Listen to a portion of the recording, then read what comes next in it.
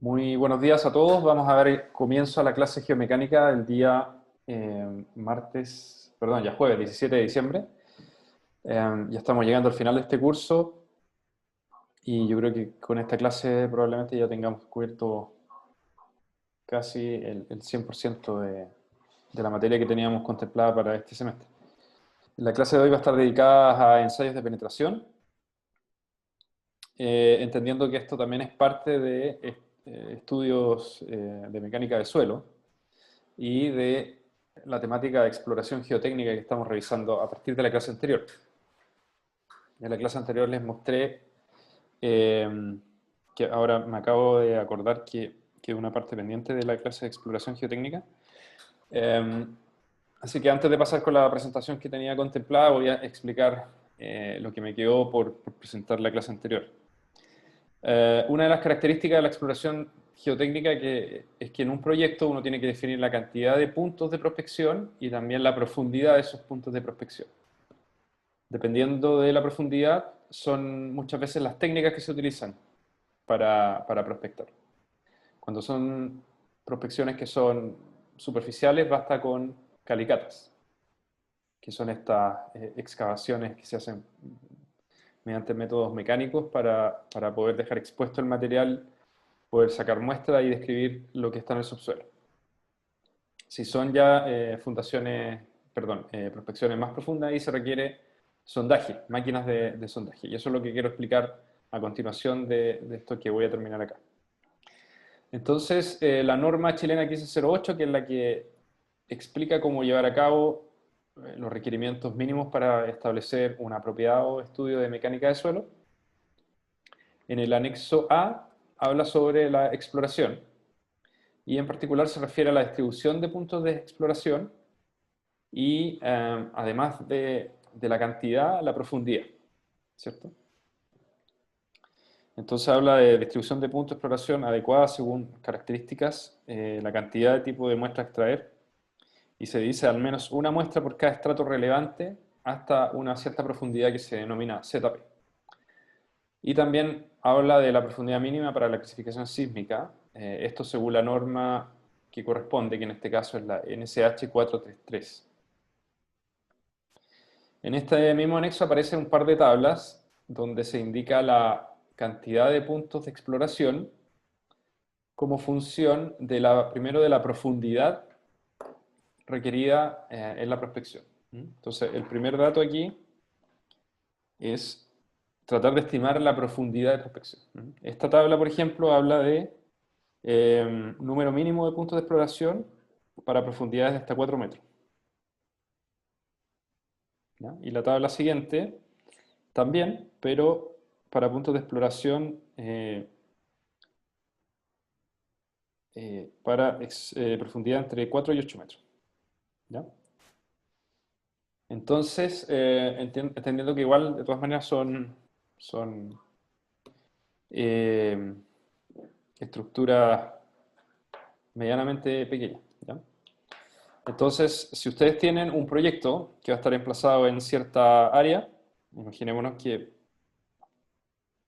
por ejemplo, este es el sitio donde está emplazado, qué sé yo, un edificio, por ejemplo.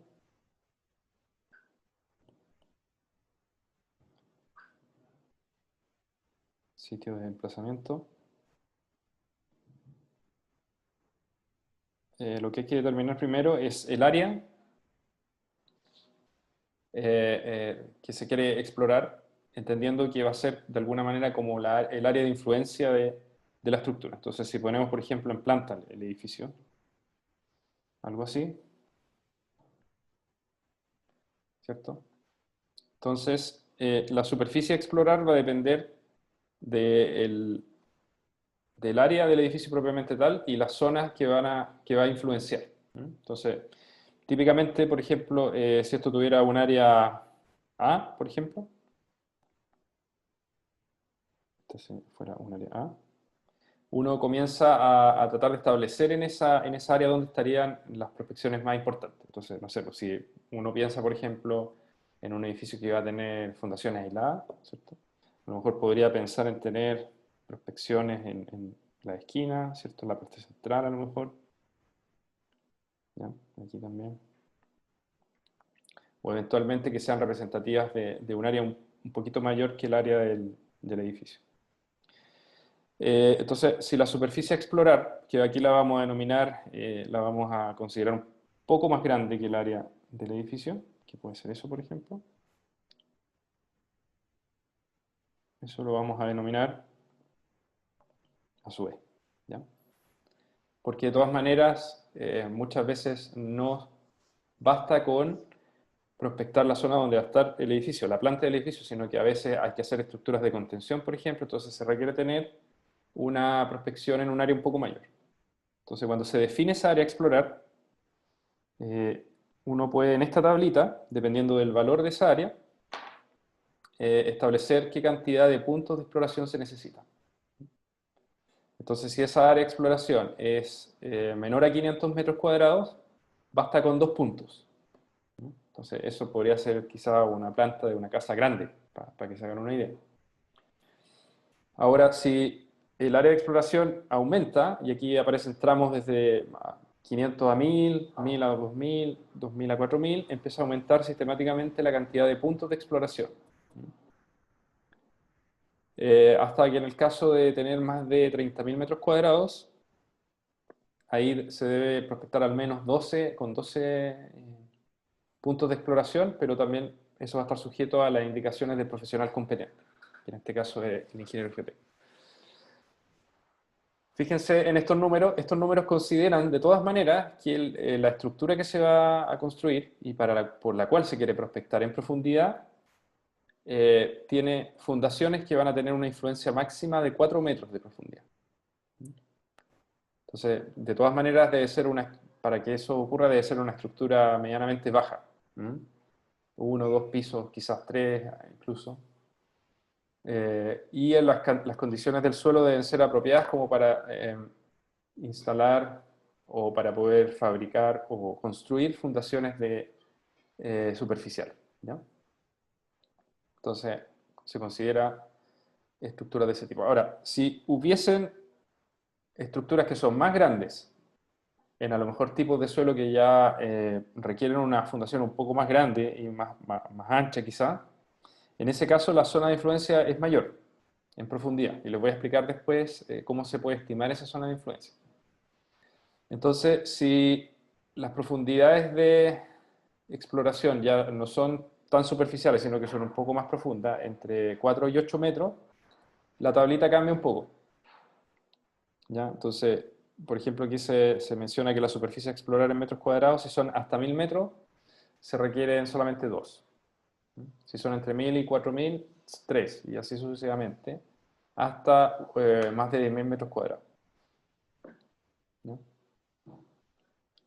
Entonces, fíjense que la lógica es que si se requiere prospectar más profundo, se exigen menos puntos de exploración.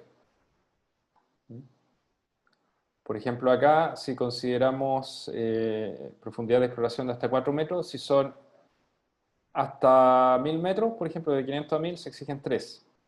¿No? Si son más profundas, hasta 1000 metros se exigen solamente 2. Algunas veces también podría ser que los puntos de exploración, dependiendo del tipo de fundación, en algunos casos las profundidades son menores que en otros lados. Entonces también habría que considerar ahí eh, cuántos puntos de exploración disponer dependiendo de la profundidad. ¿Ya? Pero básicamente lo que uno hace finalmente es establecer en una planta dónde le gustaría prospectar, considerando estos mínimos puntos de exploración que se indican en esta tabla. Esos puntos obviamente se seleccionan de tal manera que coinciden con partes críticas del proyecto. Entonces aquí, por ejemplo, yo puse puntos dentro del área donde está marcado la estructura, ¿cierto? Pero yo podría a lo mejor considerar otros puntos de prospección, un poco más afuera a lo mejor, pensando que a lo mejor esos materiales van a estar relacionados con un muro de contención de un subterráneo, por ejemplo. Y yo quisiera a lo mejor caracterizar esos puntos. ¿Ya? Entonces, de esa forma uno establece qué puntos, el número de puntos de exploración en un área. Si nos vamos ahora a la profundidad, que debiera ser como el dato input para poder meterse en las tablitas que ya les expliqué,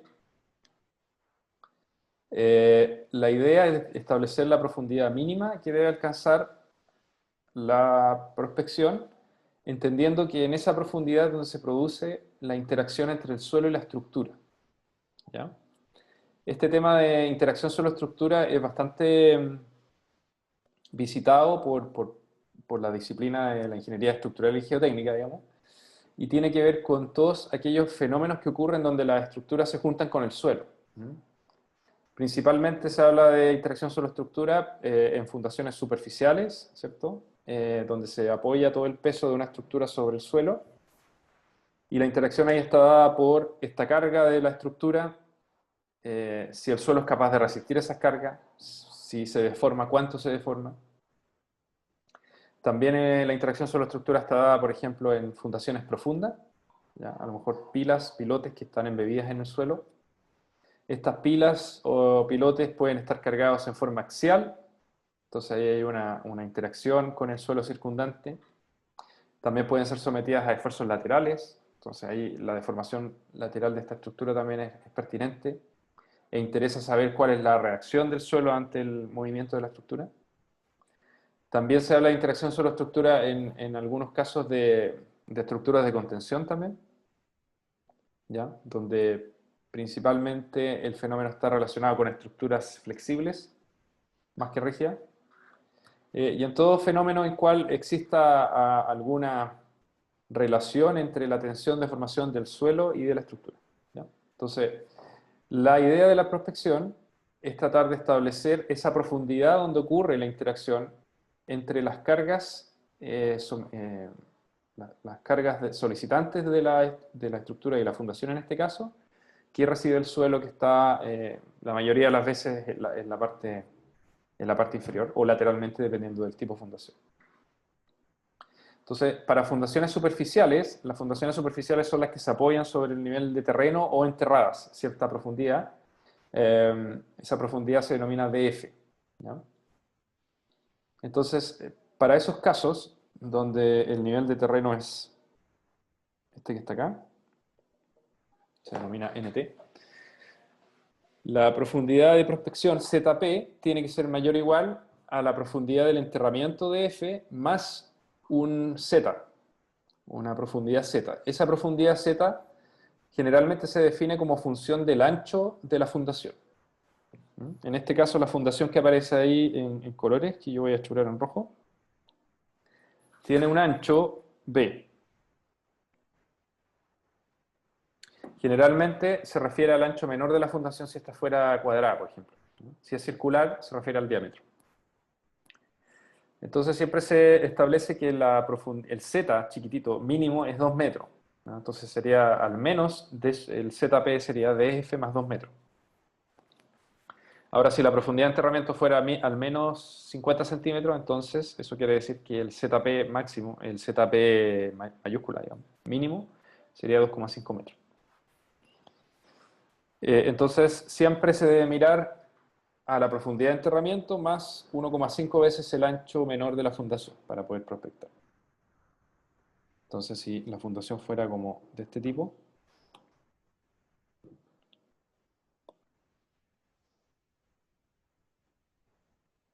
¿no? Generalmente las fundaciones se dibujan así. Ahí, por ejemplo, podría llegar un muro o una columna.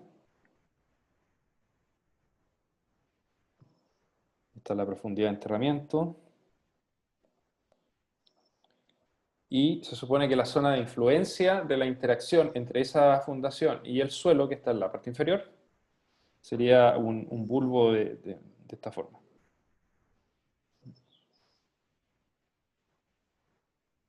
Este bulbo de presiones que yo dibujo acá es la zona donde aún el suelo siente el efecto de la fundación. Recuerden que la gracia de la fundación es que transfiere carga de la estructura al suelo. Entonces, si yo, por ejemplo, me parara en un elemento de suelo que está justo abajo de la fundación aquí, ese elemento de suelo probablemente va a sentir una presión que es muy parecida a la presión que transmite la estructura sobre el suelo. Esa carga, por ejemplo, muchas veces se denomina con la letra Q. Entonces aquí voy a dibujar una flecha que no se ve muy bien. Q siempre se establece como una sobrecarga en unidades de esfuerzo. Puede ser kilopascales, kilogramos fuerza por centímetro cuadrado. Entonces, si yo me paro justo abajo de la fundación, siempre voy a sentir el efecto de la fundación. Si yo fuera suelo, ¿cierto? El esfuerzo vertical siempre va a ser muy parecido al Q. Ahora, si miro a elementos de suelo que están más en profundidad, por ejemplo este de acá, el elemento A, entonces dijimos que estaba muy cerca de la superficie, sentía el efecto directo de la fundación. El elemento de suelo que está en la posición B, por ejemplo, va a sentir todo el suelo que tiene arriba, peso propio, pero también va a sentir un efecto de la fundación. No va a sentir la carga Q completa, sino que va a sentir una fracción de ella. Esa fracción va a ser mucho menor que la que siente el elemento A, que está mucho más cerca de la fundación. Así, si me paro en cualquier parte de ese bulbo de presiones, voy a sentir un efecto de la carga Q. Si me paro ahora en el punto, muy cerca del punto C, que voy a dibujar acá, lo que va a ocurrir es que estoy casi en el borde donde ya no siento mucho el efecto de la carga Q. Porque estoy muy lejos. O sea, voy a sentir prácticamente solamente el peso propio del suelo que está arriba, pero no, la carga no... Si yo le pregunto al punto C, ¿tienes una fundación instalada cerca de la superficie, enterrada a una profundidad de F? Ese punto no va a tener idea, probablemente. Ahora, si miro más abajo aún, ahí ya esos puntos no van a tener ninguna influencia de la sobrecarga en superficie. Entonces, ese bulo de presiones define la zona donde los elementos de suelo están sintiendo efectos de la carga. Estos efectos pueden ser tanto verticales como laterales. ¿Ya? Entonces, por eso que la idea es que la prospección,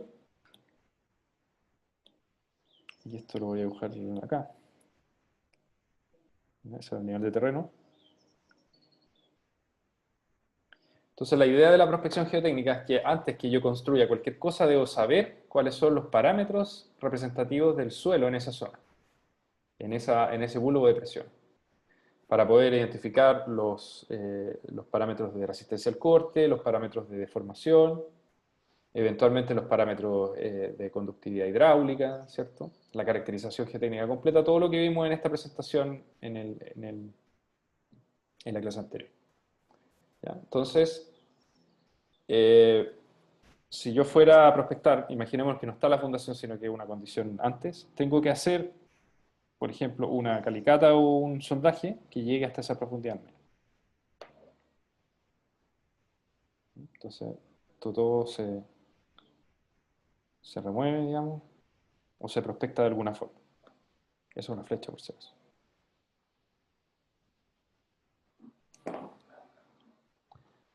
Y lo que recomienda esta norma es que se haga que la profundidad de prospección ZP, que en este caso sería esta profundidad,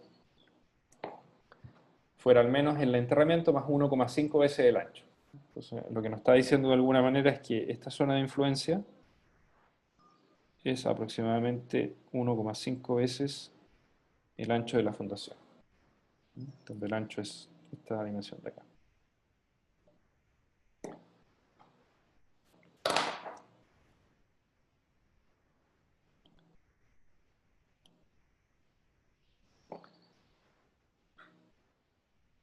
De esa manera uno puede establecer cuál es la profundidad de enterramiento. Este concepto ustedes ya lo vieron de alguna forma cuando analizaron esfuerzos en una masa de suelo, cuando estaban viendo el tema de consolidación. Lo que aparece aquí son cartillas que nos permiten determinar los incrementos de esfuerzos tanto vertical como horizontal cuando hay una carga circular en la superficie. Y estas líneas son contornos de isoesfuerzo, que se reportan como una fracción del esfuerzo que se pone en la superficie. El esfuerzo que se pone en la superficie aquí es delta QS, a diferencia de lo que yo escribí antes, que era Q. Entonces, si nos fijamos en cualquiera de estas líneas, la voy a remarcar, por ejemplo, esta de acá. Esa línea marca el lugar geométrico de todos los puntos en el espacio bajo la fundación, con una profundidad normalizada por R, que es el radio, ¿ya? Z dividido en R, en el eje Y, y una distancia horizontal que también está normalizada por el radio, que es X sobre R. Entonces, si yo me parara en cualquier punto del espacio sobre esta línea, voy a concluir que el esfuerzo vertical sobre el incremento de esfuerzo en la superficie va a ser el 10%. En otras palabras, si me paro aquí, por ejemplo, justo ahí, el incremento de esfuerzo vertical, que se llama delta sigma 1, es un 10% del esfuerzo que yo puse en la superficie delta QS, que es este valor que está acá. ¿Ya? En cualquiera de los puntos que describen esa línea. En particular, si me voy a una profundidad, esto el R es el radio, ¿ya? Entonces, 2R es el diámetro. El diámetro sería equivalente al ancho de una fundación cuadrada, por ejemplo, para que se hagan una idea. Entonces, si me voy a una profundidad normalizada Z sobre R de 3, eso es equivalente a una profundidad, esto de acá, es equivalente a una profundidad normalizada por el diámetro ahora de 1,5 veces. Entonces esa sería una profundidad equivalente a 1,5 veces el diámetro, que es más o menos, en el caso de una fundación cuadrada, 1,5 veces el ancho.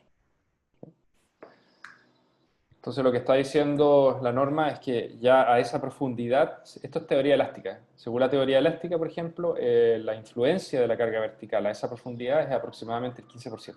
Es más o menos despreciable. Entonces la teoría de elasticidad sirve de alguna manera para poder entender por qué este valor de 1,5. Uno también podría considerar que es 2 veces el ancho de la fundación, que en este caso sería un Z normalizado por R de 4. Pero me imagino que se entiende la idea.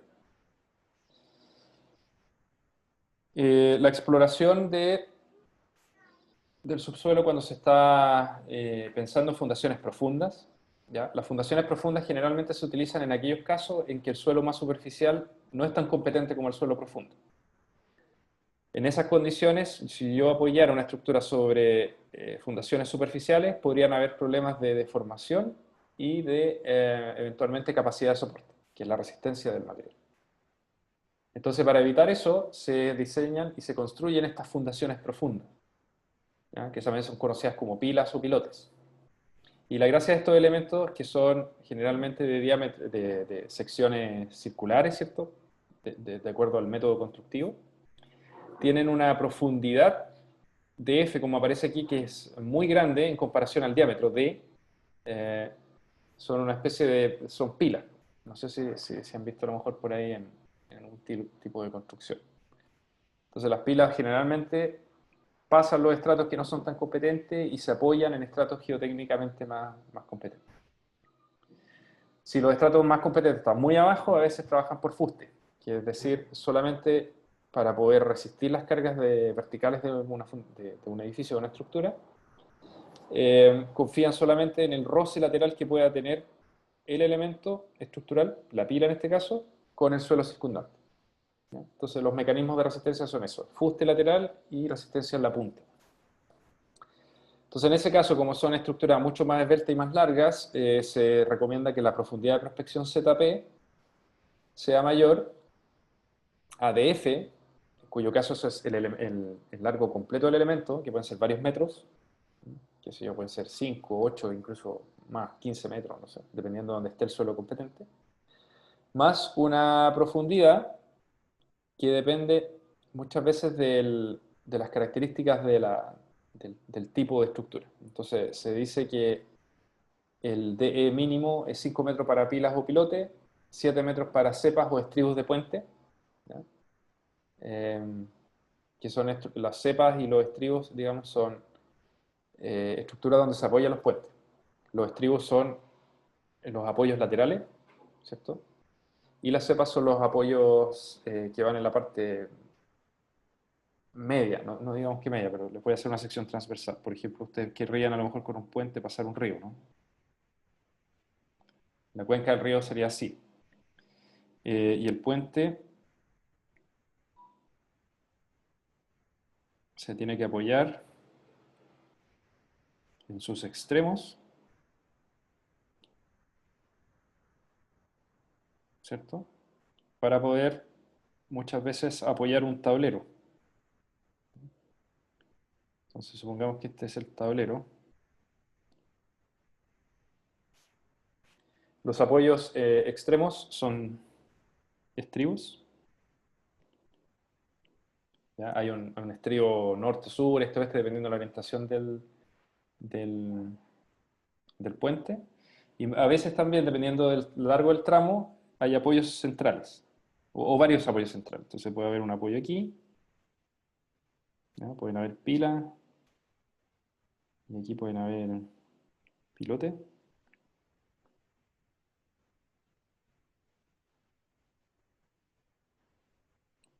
¿Sí? Estas de acá son cepas. ¿Ya? Entonces los extremos son estribos y las partes centrales son cepas. Entonces en esos casos se recomienda que además del largo de los pilotes o las pilas, se consideren 7 metros hacia abajo. En el caso que haya conjunto de pilotes, se recomienda 10 metros. ¿Ya? Y ahí los conjuntos de pilotes o grupos de pilotes, digamos, son varios pilotes puestos uno al lado del otro a cierta distancia. ¿Ya? Eso se dice. Entonces también se recomienda tener un cierto criterio para prospectar más abajo de la punta de las pilas. Ya, eso con respecto a áreas o zonas de prospección y puntos de prospección y con respecto a la profundidad. Entonces, dependiendo del tipo de fundación, ustedes establecen qué tan profundo tienen que llegar con esa exploración y con esa información van a las tablitas para poder establecer cuántos puntos en un área deben considerar. Otro aspecto que aparece también en la norma detallado son la normativa que rige los ensayos de laboratorio y de terreno que se mencionan en ella. Entonces aquí aparece un listado donde está en la primera columna el ensayo en cuestión, en la columna central la norma que la rige, la norma extranjera que lo rige, generalmente es una norma americana ASTM, que es American Standard for Testing Materials, me parece que significa. Aparece ahí, casi todas estas que están en esta página son ASTM, y si existe normativa nacional al respecto. Entonces aparece, no sé, pues, granulometría, peso específico, densidad in situ, Proctor, estándar modificado, todos los ensayos que ustedes ya han visto. Y el ensayo de penetración estándar lo vamos a ver ahora, en la segunda parte de esta clase. Ensayo CBR, compresión simple no confinada, contenidos de humedad. La siguiente página también sigue mostrando más ensayos. El primero de ellos es el ensayo de consolidación unidimensional o ensayo edométrico. Y fíjense que en algunos casos sí existe norma nacional, en otros no, como por ejemplo aquí, a ver, no sé, pues la compresión simple en rocas no tiene, el colapso tampoco, hinchamiento libre y presión de hinchamiento tampoco. Entonces en ese caso hay que referirse a la norma americana solamente. Y por último la tercera tabla, que se refiere a los límites de consistencia o los límites de Atterberg, contenido de cloruro, sulfuro, carga puntual y otros ensayos, digamos, como refracción sísmica, downhole, que son ensayos sísmicos, CPT, que es un ensayo de penetración eh, con ensayo de penetración de cono, con penetration test, presiómetro y veleta de corte. Para todos los últimos que están aquí agregados no existen normas nacionales, solamente internacionales. Y al lado izquierdo también pongo alguna referencia a los triaxiales que hemos visto en el curso. Aparecen ahí normas americanas. Eh, Un último comentario con respecto a prospección. Recuerden siempre que esta normativa está pensando en prospección geotécnica desde un punto de vista de comportamiento estático, ¿ya? No comportamiento sísmico. Y dice explícitamente en una parte, la prospección dada por la caracterización sísmica del sitio va a estar referida a la norma que corresponde, que en este caso yo les mencioné que era la NSH 433, que está acá, que refiere al diseño sísmico de edificios. Esa norma en particular habla de que para poder clasificar sísmicamente un sitio se requiere un parámetro, que es la velocidad de corte promedio, digamos, de los 30 metros más superficiales del terreno. Desde el nivel de terreno, 30 metros hacia abajo. De ese perfil de suelo o de esa estructura de suelo, desde 0 hasta los 30 metros, se debe conocer tanto el espesor de las capas como la velocidad de onda de corte, que es un parámetro dinámico, que está íntimamente relacionado con el módulo de corte del material, ¿ya? La velocidad de onda de corte es el módulo de corte dividido por la densidad, ¿no? La raíz de eso. Entonces, si estamos hablando de velocidad de onda de corte, estamos hablando que eso es prácticamente proporcional al módulo de corte, entendiendo que la densidad de los materiales cambia en un rango relativamente acotado. Entonces, ese parámetro se calcula como aparece en la ecuación.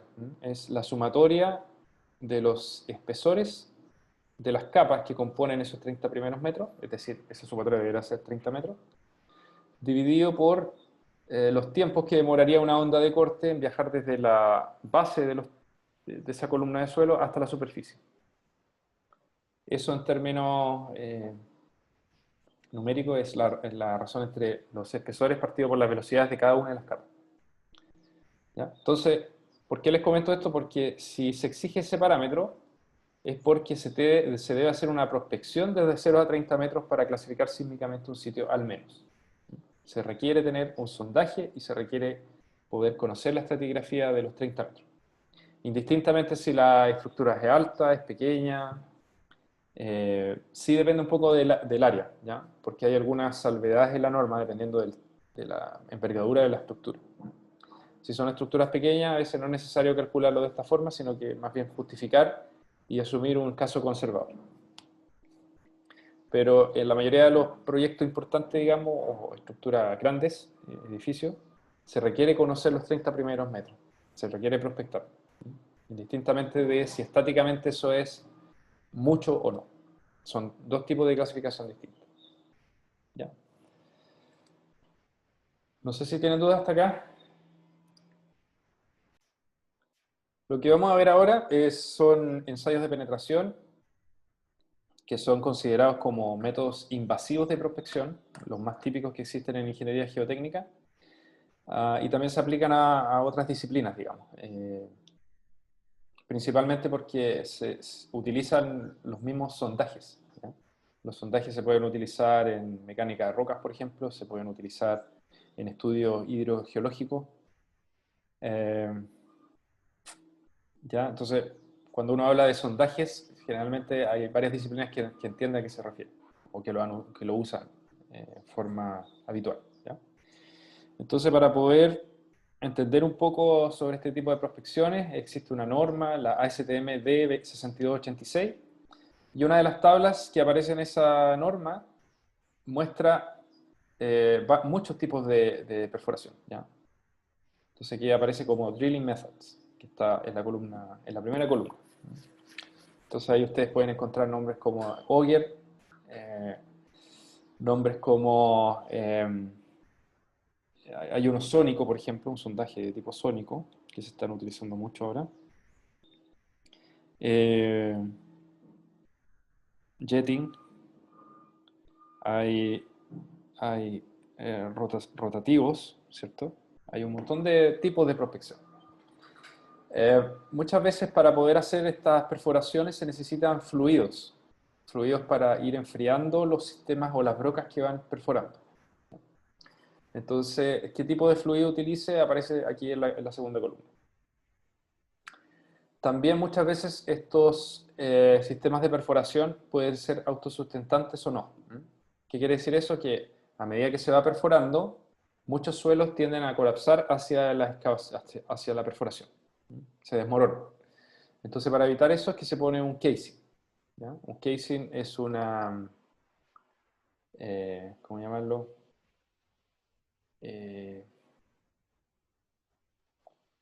Puede ser considerado como un tubo, digamos, que evita que el suelo vaya a colapsar o que se vaya a mover de esa posición y deje finalmente imposibilitado la prospección a través de este agujero que se está haciendo, ¿ya? Entonces, hay varios métodos que usan casing, otros que no, un par que no. Después la cuarta columna indica el tipo de material para el cual es favorable usar cada una de las metodologías, y aquí ustedes pueden encontrar como típicamente suelo y roca, ¿ya? En algunos casos se refiere también a weathered rock, que es roca meteorizada, que son rocas más blandas. Después pueden encontrar las profundidades típicas que se pueden alcanzar en metros, donde algunos métodos son utilizados solamente para prospectar superficialmente, como por ejemplo el auger manual, que está acá, el hand auger, que solamente alcanza profundidades menores a 20 metros, con suerte diría yo, y otras que pueden llegar muy profundo. Después, otro parámetro importante es qué diámetro se utiliza, ¿ya? Aquí hay, los diámetros generalmente se denominan como LQ, HQ, con nombres así medio técnicos, y eso generalmente está dado en pulgada. Entonces, por ejemplo, no sé, por el primer método aquí habla de 5 a 22 pulgadas. Una pulgada son 2,54 centímetros, entonces 5 pulgadas son como 13 centímetros más o menos, una cosa así. Y cada uno de ellos tiene, de acuerdo a la maquinaria que se utilice, la capacidad de tener elementos de perforación que son más o menos de mayor o menor diámetro. Después, muchos de estos sistemas de perforación admiten sistemas de muestreo. Entonces, casi todos los que están acá, salvo los últimos que aparecen, permite extraer muestras. Y aquí aparece, además del YES, aparece una nomenclatura que es CI, digamos que si uno va aquí a la tablita abajo, indica que el C representa Instrumental Sampling y el C es Continuous Sampling. Tipo de muestreo, ¿es continuo o se requiere un instrumento adicional? Y la referencia de la norma está ahí, digamos, los puntos que están a la derecha. Entonces, cuando uno se ve enfrentado al problema de poder prospectar, de hacer sondajes, uno tiene en principio toda esta alternativa. Por supuesto que todas estas alternativas no siempre están disponibles en el mercado. Uno generalmente tiene 3 o 4, digamos, que se las voy a mostrar a continuación. Y dependiendo del si quiere extraer muestra o no, del tipo de suelo, etc., uno elige la propia. Cuando se refiere a método de muestreo, aquí también aparece una tablita que indica para qué tipo de material, por ejemplo, y de tamaño son útiles, ¿no? No se los voy a explicar en detalle, ustedes quizás lo pueden leer con más calma en la norma, dado el tiempo que tenemos para explicar esto. Entonces, un equipo de perforación básicamente consta de una máquina que tiene un mástil, y gracias a ese mástil y muchas veces un martillo, un motor que tiene en la parte superior, se va generando la perforación, ya sea por rotación o vibración o golpes. Muchas veces estos sistemas, como les comentaba, dado que están perforando en suelo, donde el roce entre ese elemento estructural y el suelo es bastante grande, se calienta mucho y por lo tanto tienen que utilizar sistemas de enfriamiento. El más común de ellos es agua. Entonces ahí ustedes ven, por ejemplo, la foto de abajo, que hay una piscina que suministra el agua para poder enfriar el sistema de perforación que se está mostrando acá. ¿Ya? Entonces este mástil, lo que se hace, digamos, lo que hacen los operadores es ir anclando barras para poder ir bajando cada vez a profundidades mayores. Este auger que yo le mencionaba, en español son barrenos. Entonces lo que hace el barreno básicamente es como una broca. Una broca que en la punta tiene una broca, digamos, el barreno completo es como una broca, ¿cierto? Pero además de eso tiene un elemento en la punta, ¿no? el barreno es el cuerpo y la broca es lo que se pone solamente en la punta para que vaya rompiendo el suelo y vaya entrando a mayores profundidades. Entonces, este tipo de elementos se utilizan en suelos cohesivos rígidos que no necesitan revestimiento. ¿Ya? Yo le llamé antes en la tabla el casing, ¿cierto? Casing en español es revestimiento. Entonces hay muchos suelos que si uno los perfora con este tipo de elemento, si uno lo saca después de haber perforado, el suelo se mantiene en su condición dado que tiene cierta cohesión. ¿Ya? Entonces si se fijan en el diagrama que está a la derecha, en el primer diagramita aparece el barreno que está perforando, ¿cierto? Está el elemento propiamente tal, está la broca en la punta, va perforando. Por la forma helicoidal que tiene, el material, a medida que esto va girando, el material va saliendo hacia la superficie y se tiene que ir limpiando. Un operador ahí tiene que ir limpiando con una pala. Y si uno saca el elemento, lo que queda es esa cavidad, ¿no? Es de sección circular naturalmente. Eventualmente, si uno quisiera tomar muestra, puede hacer bajar un muestreador hasta la profundidad donde se realizó la perforación y sacar una muestra. Ese es el tercer paso. Y después de que saca la muestra, puede seguir profundizando la perforación, siguiendo la misma metodología, agregando cada vez más barrenos al sistema, hasta que al final llegue a la profundidad deseada. Los diámetros más comunes en este caso son 4 pulgadas y tienen un máximo de 12 pulgadas. La gracia es que además de este muestreador es que uno puede hincar en el suelo muchas veces cuando llega a la profundidad que quiere prospectar, también puedes ir haciendo descripciones del suelo a medida que van saliendo por el barreno. Dado que tiene esta forma de broca, el material sale a la superficie.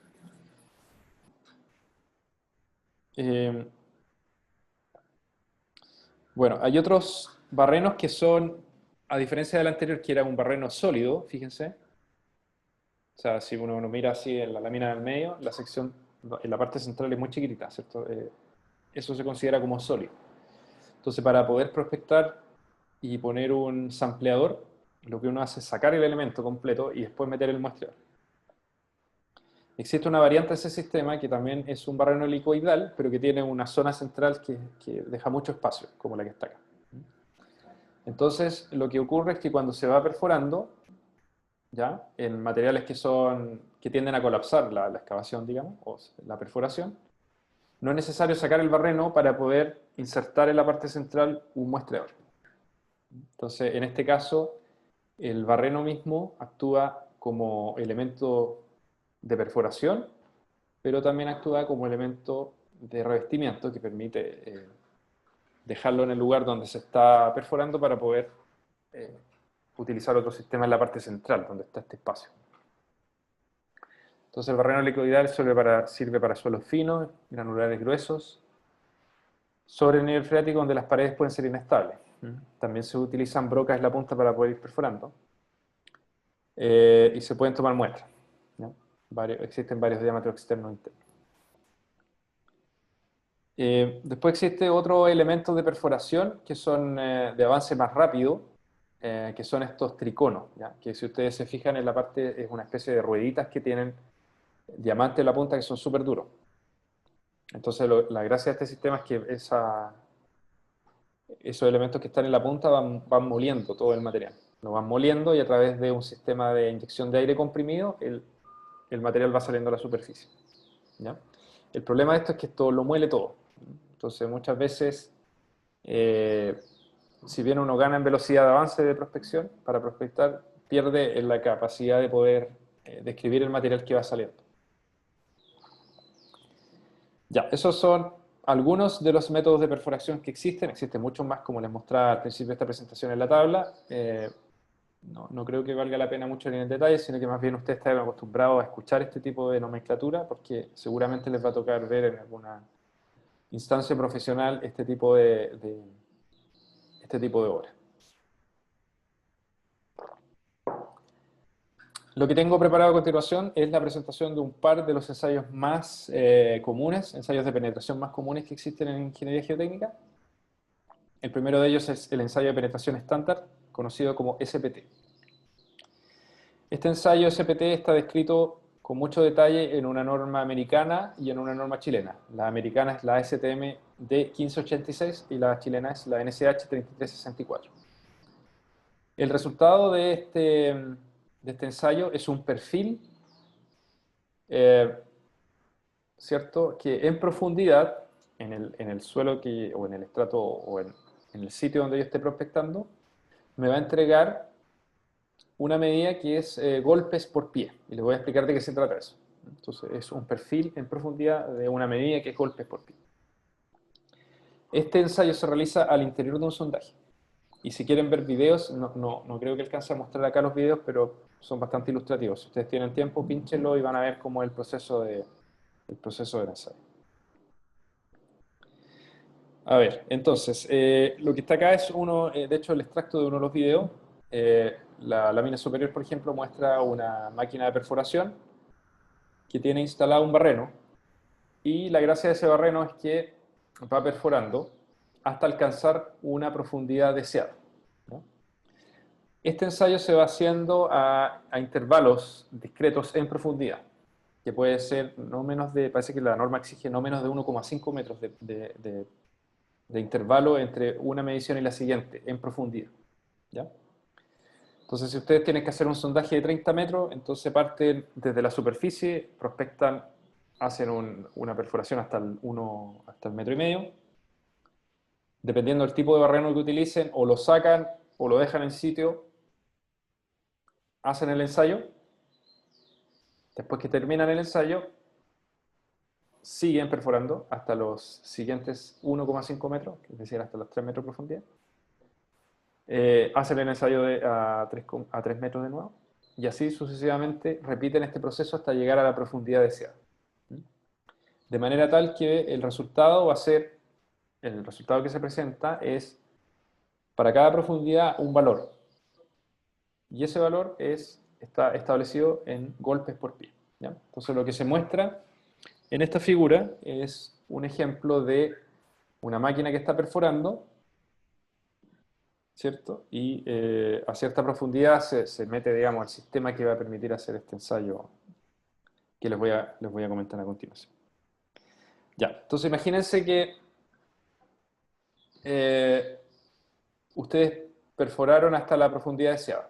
Supongamos que 1,5 metros, para no hacerlo. Supongamos que eso es 1,5 metros. Entonces ustedes perforaron con algún método, sacaron el sistema de perforación, el barreno continuo, por ejemplo, lo sacaron, porque el material se puede mantener sin colapsar. Y lo que hacen es meter este sistema que aparece ahí. Este sistema está compuesto de un sampleador, que es una cuchara partida, que se llama. Una cuchara partida es un elemento de tipo cilíndrico que, si ustedes lo desatornillan en uno de sus extremos, se parte en dos, ¿no? Entonces, imagínense que son semicilindros, ¿cierto? Que van así puestos, atornillados, y esto se conecta a una barra, ¿sí?, que ahí se denomina drill rod. Entonces, la gracia de esta cuchara partida es que en su parte interna tiene espacio, ¿no? Es simplemente un cilindro que, si uno lo mira, es hueco al medio, pero tiene la capacidad de que se divide en dos. Entonces, esto se conecta a esta barra que yo les comentaba, y en la parte superior de esta barra tiene un yunque que está adherido, ¿no? Es el end que sale ahí. Y más arriba de eso, tiene un espacio la barra para poder, a través de un martillo, golpear la barra. El martillo que se denomina hammer. Este martillo tiene que tener cierta característica de peso, que en este caso son 63,5 kilogramos, y dado que este es un proceso mecánico de inserción de todo este sistema en el suelo, lo que hace ese martillo es golpear el yunque de la barra para poder hacer bajar todo este sistema, para poder penetrar. Este es un ensayo de penetración. Entonces, lo que se busca con ese martillo es ir golpeando desde cierta altura de caída fija el martillo muchas veces para que este sistema vaya penetrando. ¿Ya? Entonces, ¿qué es lo que nos interesa hacer? ¿Cuál es el procedimiento? Fíjense que ustedes en la etapa inicial van a tener esto puesto justo abajito en la parte inferior de la perforación. Y más abajo, fíjense que aparecen 3 tramos señalados. Cada uno de esos tramos mide 15 centímetros. El primer tramo, el segundo y el último tercer tramo. Entonces el ensayo consiste en lo siguiente. El martillo que está en la parte superior se va a operar, perdón, se va a operar y va a empezar a golpear este sistema para que esta cuchara partida que está en la parte inferior comience a penetrar en el suelo. Y lo que se busca es tratar de establecer cuántos golpes son necesarios para penetrar cada uno de los tramos de 15 centímetros que están señalados. ¿Ya? Entonces, ¿qué quiere decir esto? Si el suelo es blando, yo probablemente necesito de pocos golpes para poder penetrar esos 15 centímetros. Entonces, cuando me doy cuenta de que ya se penetró, porque se marca la barra, se marcan los 15 centímetros en la barra, entonces si baja 15 centímetros, el operador ya lo sabe y va contando. Entonces se anota el número de golpes que se necesitó para penetrar los primeros 15 centímetros, que es el dibujo de la segunda columna. Cuando se termina ese proceso, se sigue con el siguiente tramo. Esto es continuo, no es que paren, sino que van contando todo el rato y van viendo las marcas las marcas de las barras para ver si es que penetraron los 15 centímetros correspondientes o no. Y así sucesivamente hasta el tercer incremento. Entonces, lo que van a obtener como resultado va a ser, para poder penetrar los 15 centímetros más superficiales, van a haber necesitado N1 golpes. ¿Cierto? Es un número, puede ser 3, 5, ¿ya? 8, lo que sea. Mientras más blando el suelo, menos golpes se necesitan para penetrar esos primeros 15 centímetros, o los que sean, ¿cierto? Después, para el segundo tramo de 15 centímetros se necesitó N2, ¿cierto? N2 golpes. También puede ser 3, 2, 8, 10, lo que sea, dependiendo del tipo de la resistencia del material. Y el tercer tramo, N3. ¿Ya? Entonces, cuando se reporta el número de golpes, ese número de golpes va a estar relacionado con una cierta profundidad. Entonces, fíjense que aquí el ensayo partió de una profundidad de 1,5 metros, pero en realidad, aquí viene lo interesante, siempre se descarta la penetración de los primeros 15 centímetros. Entonces, para poder, eh, para poder dar el resultado de este ensayo, los primeros 15 se dice, ¿sabes qué? Esto está muy perturbado, así que no lo vamos a considerar. Y el número que se reporta finalmente es la suma entre el N2 y el N3. Ese es el NSPT. ¿Sí? Al sumar N2 y N3 me está dando el número de golpes que yo necesito para penetrar los segundos 15 centímetros y los terceros 15 centímetros. Es decir, NSPT sería el número de golpes que yo necesito para penetrar 30 centímetros. 30 centímetros en términos de unidades inglesas o imperiales, no sé cómo se llama eso, es un pie. ¿Ya? Entonces, el NSPT tiene unidades de golpes por pie. Entendiendo que un pie son los 30 centímetros, que son la suma de 2 tramos de 15. ¿Ya? Y la profundidad a la cual se reporta es la profundidad eh, media de esos dos golpes. Es decir, en este caso sería 1,5 más 30, ¿cierto? Esa profundidad sería 1,5 más 30, sería 1,8 metros. ¿Ya? Entonces eso va a estar asociado a una cierta profundidad. Bueno, este proceso que yo les expliqué es un punto para una profundidad. Lo ideal siempre es tener un perfil de SPT. para poder hacer eso, lo que se hace después que se termina con este proceso, bueno, fíjense que aquí yo solamente expliqué cuando se penetra esto, ¿no? Entra en el suelo. Después uno puede sacar este sistema. Con con la misma máquina con la cual perforó, puedes sacar el sistema. Entonces lo tira, y en esta cuchara partida, en este sampleador que yo les mencionaba, que era un cilindro que se puede partir en dos, muchas veces puedes quedar la muestra de suelo que queda dentro producto de este ensayo de penetración. Entonces ustedes sacan todo ese muestreador, sacan el sistema de barras, todo, y les va a quedar la muestra ahí en la punta. Entonces muchas veces esa muestra, de alguna manera, se puede utilizar tanto para descripción visual como para hacer algunos ensayos. Los diámetros en general son chicos, así que... y en algunos casos también la muestra sale muy perturbada, entonces puede que no sea muy útil, pero en algunos casos sí se utiliza. ¿Ya? Entonces, una vez que uno saca el sistema, recupera la muestra de la cuchara, va a quedar la perforación lista o medianamente lista para seguir perforando. Entonces uno sigue perforando hasta la siguiente profundidad. Y a la siguiente profundidad repite el mismo proceso. Saca el sistema de barras con el barreno, ¿cierto? Que en este caso supusimos que era un barreno. Se baja todo este sistema nuevamente hasta esa profundidad y se comienza nuevamente un ensayo de penetración, donde se descartan los primeros 15 centímetros y el NSPT es la suma del segundo con el tercer tramo. La profundidad ahora cambió, entonces se reporta el NSPT a la profundidad correspondiente. ¿Ya? Entonces es un ensayo de penetración que nos da una idea de qué tan resistente el material, ¿cierto? Mientras más grande el SPT, más resistente. Pero está toda esta dificultad del procedimiento, ¿no? Que hay que perforar, hay que hacer el ensayo, hay que sacar la muestra. Es un poquito lento, diría yo, en comparación al otro método que digamos es el ensayo CPT, que se lo voy a explicar a continuación.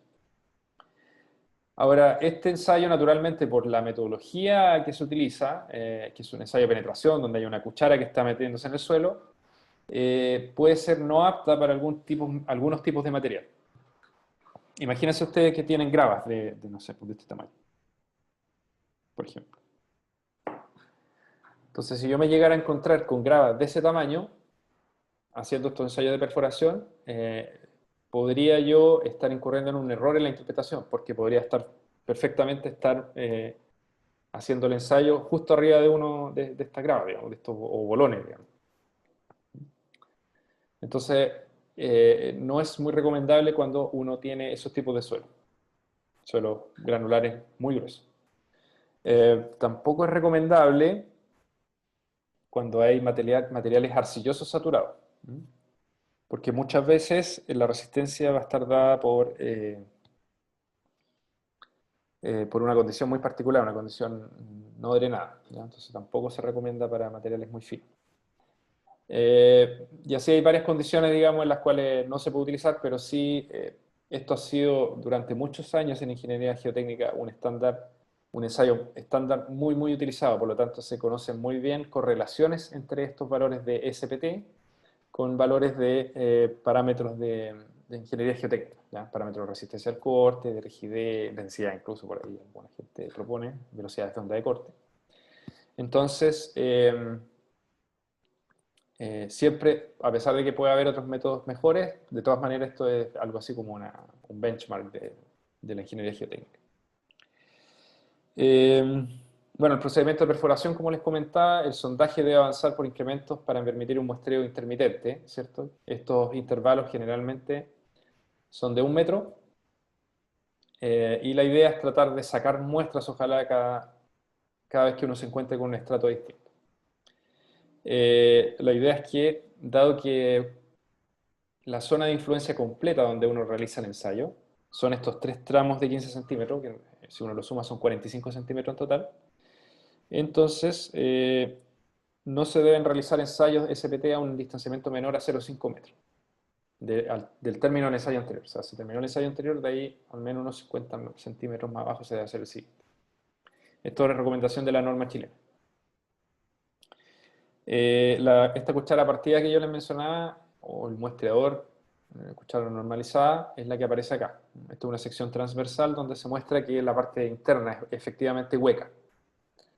Y tiene un sistema que permite sacar el aire a medida que se va golpeando y de esta manera también con una bolita que cae y tapa ese orificio, permite atrapar la muestra junto con un canastillo de retención de muestra, digamos, en algunos casos favorece la recuperación de la muestra. No siempre es fácil recuperar muestras con este tipo de ensayo. ¿Ya? Bueno, yo creo que lo podemos dejar hasta acá. Acá hay un ejemplo de cómo sale una muestra de la cuchara normalizada. Aquí fíjense que está partida y al medio está el suelo que se está ensayando. Un material aparentemente fino, ¿cierto? De color café. Puede ser medio arenoso, una arena limosa quizás, un limo arenoso. Y eso es lo que se obtiene. Bueno, la próxima clase les voy a terminar de explicar este ensayo y les voy a mostrar características de otro ensayo que es bastante popular y se está haciendo cada día más popular, que es el ensayo de penetración de cono, para que ustedes tengan una buena noción de cuáles son las metodologías invasivas que se utilizan para determinar parámetros geotécnicos de estratos o de depósitos de suelo en profundidad. Bueno, no sé si tienen comentarios antes de finalizar. Como siempre, esta clase la descargo, la subo a YouTube para que la tengan disponible y la puedan ver más tarde con calma, digamos, y eventualmente más adelante cuando vayan a necesitar utilizar y entender este tipo de ensayos en la práctica profesional. Así que bueno, si no tienen dudas, dejamos la clase hasta acá y nos vemos el próximo martes. Que estén muy bien. Chao, profe, gracias.